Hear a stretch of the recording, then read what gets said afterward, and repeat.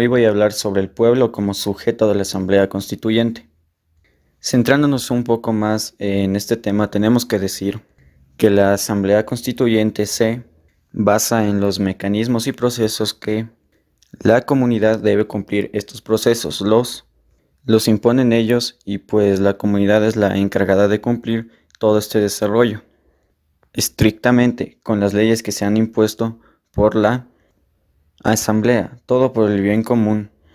Pero bueno, dicho esto, en este momento tenemos que decir que la obligación de los ciudadanos es cumplir con todas las leyes que les sean impuestas, porque de lo contrario contraerán una sanción que deberá ser dictaminado por algún juez o se dictaminará de acuerdo a la ley constitucional del país. Pero bueno, vivimos en un país donde es democrático, entonces el pueblo tiene todo el derecho de participar en la formación de las leyes que dictamine la Asamblea, todo con el fin de preservar la seguridad y el bienestar de la población ecuatoriana.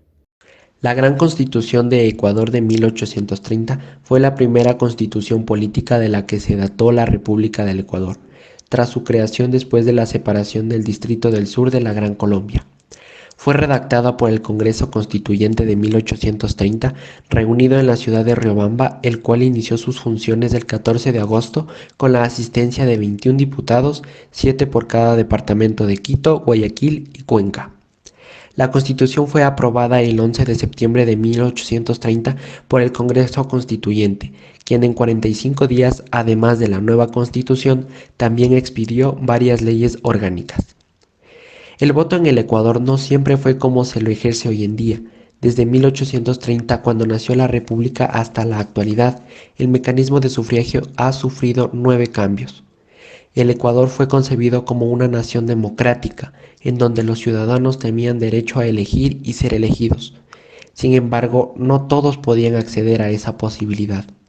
Tan solo los hombres mayores de 21 años que sabían leer y escribir, que tenían una propiedad y no trabajaban como sirvientes, podían sufragar. Así, en un país de cerca de 500.000 habitantes, las decisiones quedaban en manos de 8.000 ciudadanos. Además, el voto no era directo como en la actualidad, entonces se elegía mediante un sistema de asambleas. Por ejemplo, los votantes parroquiales elegían a representantes cantonales, que a su vez escogían a los delegados provinciales y ellos a los senadores y diputados. Desde el principio de la República el voto fue obligatorio, pero no existían mecanismos para hacerlo efectivo. La razón: hasta el año de 1947, los ciudadanos debían inscribirse en los municipios de las ciudades para poder votar y no había ningún control para verificar que hayan cumplido con esta obligación. Luego, con la aplicación de la cédula de identidad, se empezó a llevar un registro de la gente que podía hacerlo. Poco a poco, las constituciones políticas modificaron el mecanismo de sufragio y se amplió el derecho a otros sectores que tradicionalmente habían estado excluidos, uno de ellos, los sacerdotes. Así, en el año de 1861 se suprimió el requisito de que los votantes tuvieran una propiedad.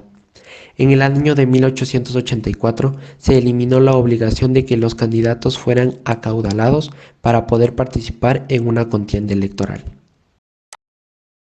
La Constitución de Ecuador de 1906 fue una constitución donde rigió el Estado ecuatoriano desde 1906, también denominada como la Constitución Atea.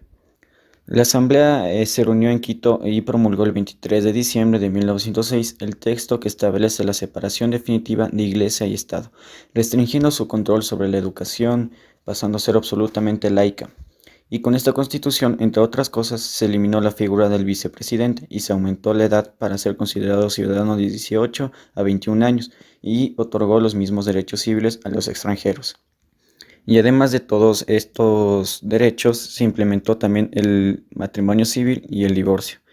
Eventualmente los opositores del liberalismo durante aquella época dieron el apodo de Constitución Atea a este texto, debido a la mencionada separación del catolicismo de las funciones estatales y de la educación, y se implementó el laicismo bajo el gobierno de Eloy Alfaro, quien fue el primer presidente en gobernar con esta constitución, y de la misma manera eliminó el diezmo, como práctica de la congregación religiosa de la época, quitándole el pago de este tributo en esta estimada del 10% de los ingresos y ganancias a productores, comerciantes y demás productivos de la Iglesia Católica, entre otros muchos más.